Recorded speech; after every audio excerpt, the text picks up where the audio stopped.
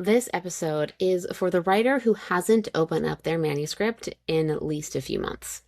Maybe your summer got crazy and you can't even remember what you last worked on. Or maybe you got sick, navigated a family crisis, or ran into a massive creative block. For whatever reason, you haven't opened that document in a very long time. And now the thought of doing so is overwhelming. This episode, dropping in your feed on the last day of July, will hopefully be a reset for you and remind you that you're not actually running behind. Let's get started. You are listening to the Memoir Method podcast, the place for writers, readers, and anyone who appreciates the collective power of our stories. In this podcast, we explore the impact of memoir alongside an examination of writing techniques and strategies used in the genre. Whether you are a writer looking for inspiration and guidance or a passionate reader seeking meaningful connections through shared experiences, the Memoir Method podcast is your go-to conversation spot. I'm your host, Charlotte, editor, writer, and the heart behind Charlotte Writes. Let's get started. One of the tricky things about creative writing and memoir writing specifically is that while you are writing about your life, you are also consistently changing and growing. At least, I hope you are.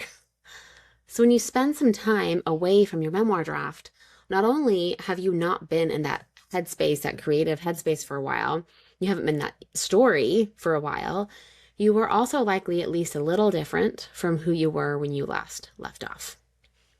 You might see a memory a little differently now, or your message is a little bit different, a little bit more nuanced or textured than it was the last time you were in your draft. Maybe you haven't visited those memories in a while and it's painful and hard, and you see that period of your time even just a little bit differently now from when you last wrote. This can feel slippery, even if you don't spend time away from the draft. Memoir is a slippery genre that as you're writing it, it's hard to capture because, again, you're you and you're also consistently changing and growing and evolving. As you change, you want your draft to reflect both who you were then at the time period you're writing about and who you are now, which is a very delicate tension to hold as a creative. So before we really get into the meat of today's episode, I want you to know that whatever you're feeling right now is normal. Also, as your editor, I'm not afraid of that disorientation, and there are specific steps and mindsets that you can employ to make that experience a little less overwhelming. Because yes, I want you to not be hard on yourself. I want you to be gentle with yourself. I also want you to move. I do want you to get back into that draft. I don't want you to just keep circling it because it's hard. So I want to validate the hard part, the challenge of getting back into a draft, especially after a while. I also want you to do it, even though it's hard. So that's kind of the tension I'm sitting in today as your editor delivering this podcast episode. So let's start with the actual draft. What do you do now that you've opened it? I recommend easing yourself into the work by rereading what you have. If not the entire manuscript, that might be too overwhelming, then at least a chapter. Whatever section you want to tackle, start with a simple reread. If you must, pull out a pen or, make comments in the margins on the track changes on your computer. But there is real power in the reread. First off, you just re-enter the story. You become reacquainted with what you're writing about, where you're at, the state of the draft. You're back in the times, places, and relationships that you're writing about. You just need to get back into the story. Sometimes what we're writing about is pretty far removed from where we are now, and so it can be a little jarring to go back to certain points in your life. So I want you to go into this reread without any expectation to edit or revise right away. I don't want you to jump into that stage yet because you're just not ready. So going into a reread without that expectation that you have to immediately start editing and revising, that can soften your re-entry quite a bit. Make it much more approachable, much more doable. Second, rereading reacquaints you with your own voice as a writer. Sometimes what happens when you spend an extended amount of time away from your writing is that when you come back, you notice quirks or tics in your creative voice that you may want to smooth out. Little quirks in your writing style that felt natural at the time that you wrote, but now that you've had some time and distance, they don't actually feel like you, or it feels a little annoying or repetitive. You may even find that your creative voice will have naturally matured beyond when you last wrote. You may have go into this and think, oh, that sounds a little simple. That sounds a little clunky. When at the time you wrote it, it felt great, but now that you've had some time, you're like, oh, I know exactly how to smooth that out. I actually love letting my writing sit for a beat because I always come back to my words with fresh eyes. And in many ways, revising is easier in that case because the areas that I want to refine are often very clear to me. There's always deeper thought that has to go into it, but I can at least kickstart some momentum by identifying, oh, yeah, I want that to be different and that to be different and that to be different. I do this even with my regular Substack posts on my personal Substack. I will draft as much of a post, an essay that I can, and then I rarely publish it right away. I usually let it sit for at least a few days. I'll go back later in the week, go through, do another reread, do another revision, add, conclude. Sometimes I'll even let it sit again, but there's always a break in between when I first draft and when I revise and get ready to publish, even for this more short form content that isn't a full memoir draft, right? And then for the power of the reread, third, this just requires you to observe. You don't have to dive in with a strategy. You don't have to know exactly what you need to tackle, because that is really part of the overwhelm with going back into a draft after so long. You just need to observe. Part of the overwhelm of getting back into this draft that you've let lie fallow for a little bit is that you feel like you have to do something with it right away. You don't. All I want you to do is spend some quality time with it, listening to your words, to your voice, to your style, to your story, and paying attention to what comes through for you this time. If you have some extra bandwidth, you could review the thesis of your work. So if you don't know what I'm talking about, don't fret. This is the core piece of the work that I do with writers, is this thesis work. So your thesis is the core message or thread of your memoir.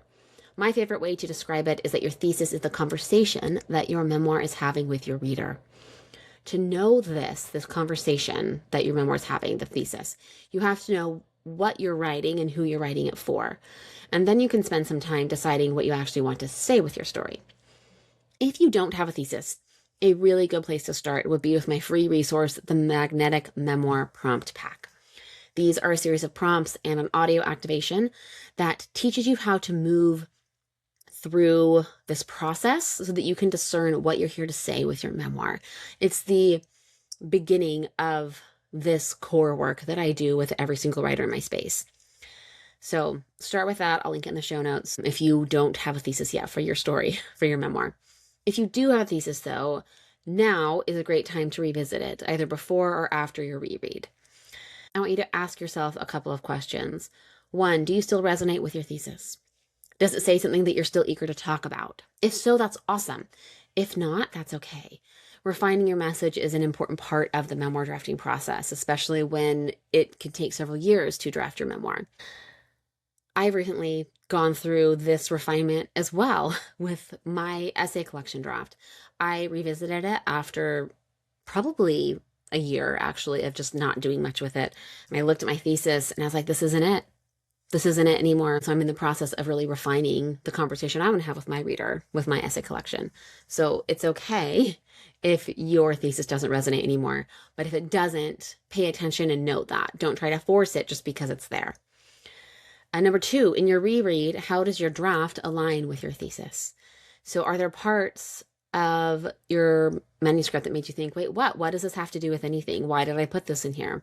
If so, pay attention. Everything in your draft should speak to the thesis. This is why it's such a crucial tool in the drafting and revising process. Everything in your draft needs to speak to the thesis. So note the spots in your manuscript that support the thesis and the spots that don't. So this will help you know where to focus your revisions when you do have the energy to get back into the active revising. Whether you have a thesis or not, though, the biggest question I want you to ask yourself is, does this work still fit me?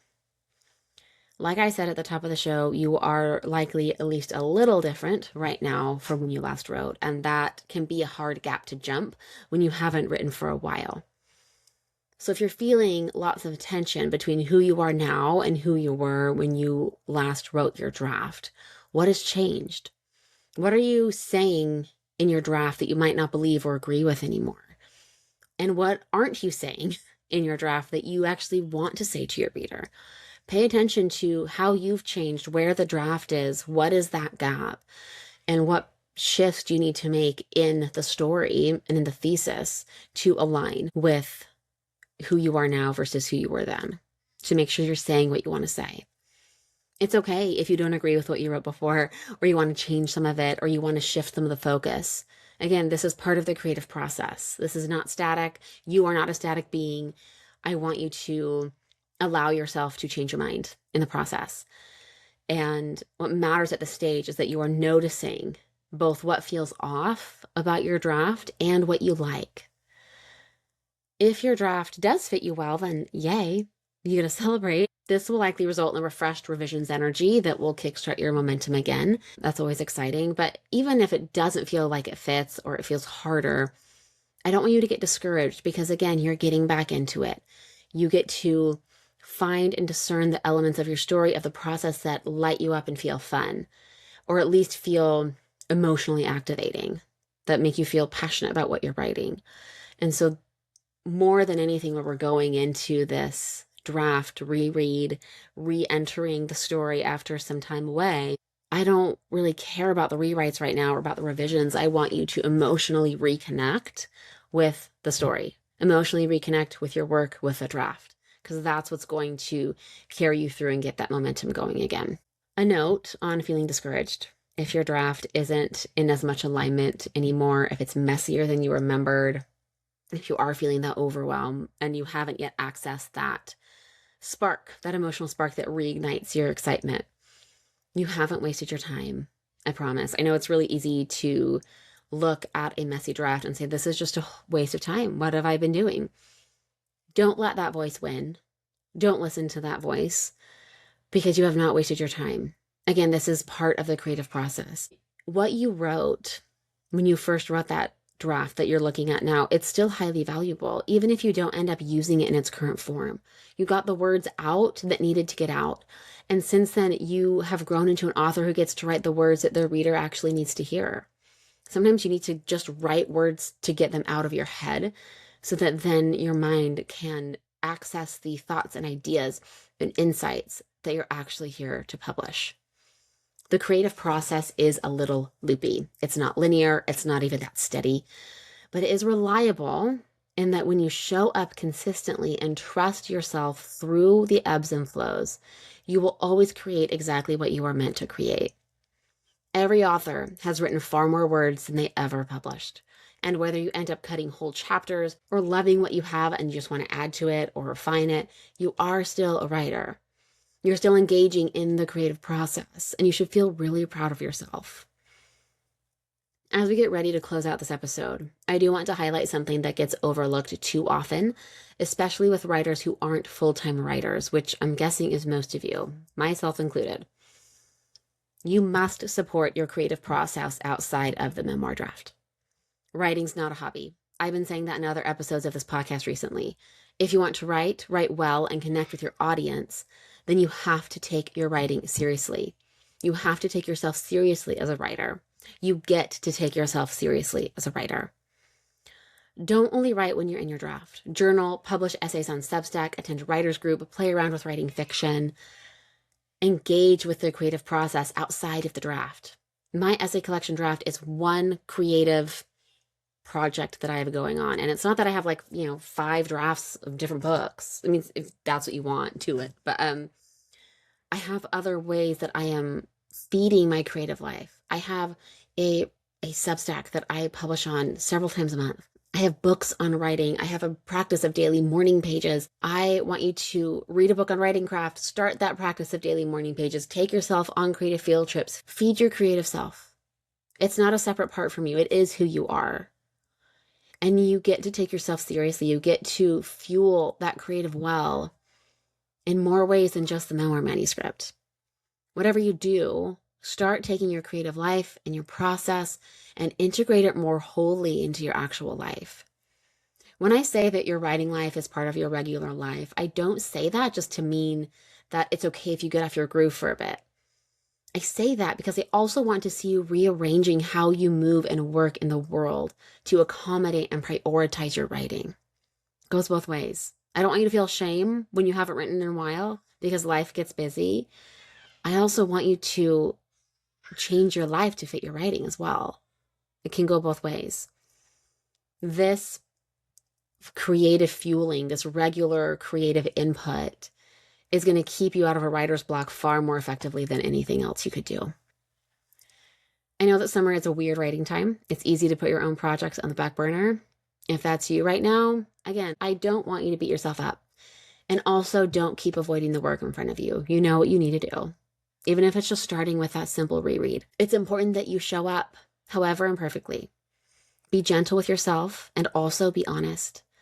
More than anything, you get to take your writing and who you are as a writer seriously. That's the only way forward and the only path strong enough to get you to publication. And honestly, I'm saying that for me as much as I'm saying it for you right now.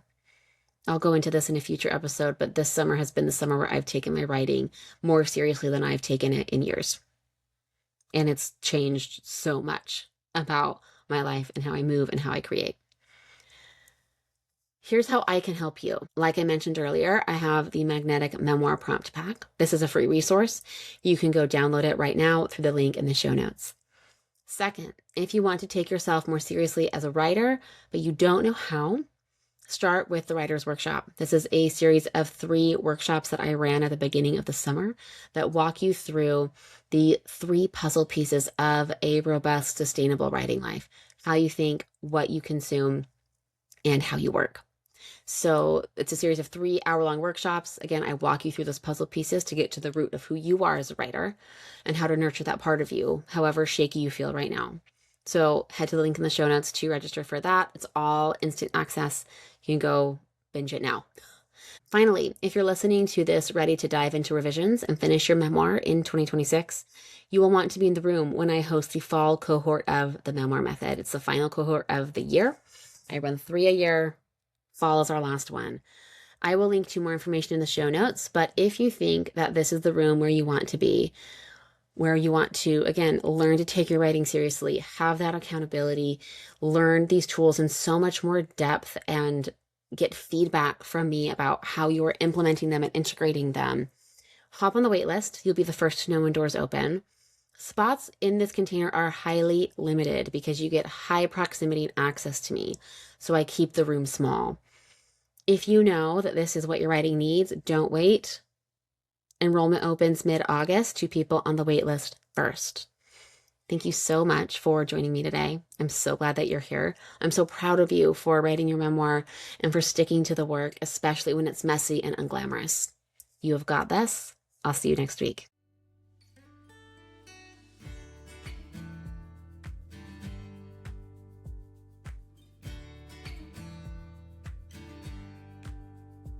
You've just listened to an episode of the Memoir Method podcast. The Memoir Method podcast is presented by Charlotte Writes. If you liked what you heard, the best way to support the show is to subscribe through your preferred podcast player. And if you're feeling especially inspired, I'd love it if you left a 5-star review on Apple Podcasts. Leaving a review really does help other readers and writers like yourself find the show. If you want to continue the conversation, you can find me on my website at charlottewrites.co or on Instagram at charlottejanewrites. Thank you for tuning in. I'll see you next time. And remember that you have a story that matters.